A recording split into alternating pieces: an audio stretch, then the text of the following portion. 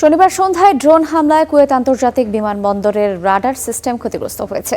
এই ঘটনায় কোনো হতাহতের খবর পাওয়া যায়নি। কুয়েত সিটি থেকে আরো জানাচ্ছেন প্রবাসী সাংবাদিক সাদেক রিপন। কুয়েত আন্তর্জাতিক বিমানবন্দরে একাধিক ড্রোন হামলা চালায় ইরান। আর এই ড্রোন হামলার ফলে কুয়েতের রাডার সিস্টেম ক্ষতিগ্রস্ত হয়েছে বলে জানিয়েছে কুয়েত সিভিল এভিয়েশন কর্তৃপক্ষ।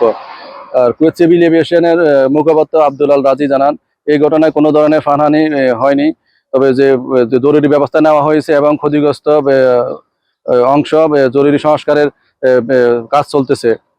আর এভাবে যদি ইরান মধ্যপ্রাচ্যের দেশগুলোতে হামলা চালায় এবং যদি পরিস্থিতি স্বাভাবিক না আসে এবং ফ্লাইট চলাচল স্বাভাবিক না হয়, তাহলে প্রবাসীরা এবারে ঈদে যেতে পারবেন না বলে আশঙ্কা করা হচ্ছে।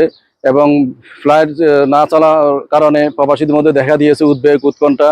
কারণ প্রবাসীদের দীর্ঘ প্রতীক্ষার পর 2 বছর 3 বছর পর প্রবাসীরা ঈদ আসলে, রমজান আসলে দেশে যান এবং পরিবারের সাথে ঈদ করেন। কিন্তু এবার পরিস্থিতির কারণে প্রবাসীরা ঈদে যেতে পারবেন কিনা, পরিবারের সাথে ঈদ করতে পারবেন কিনা, সেটা নিয়ে দেখা দিয়েছে শঙ্কা।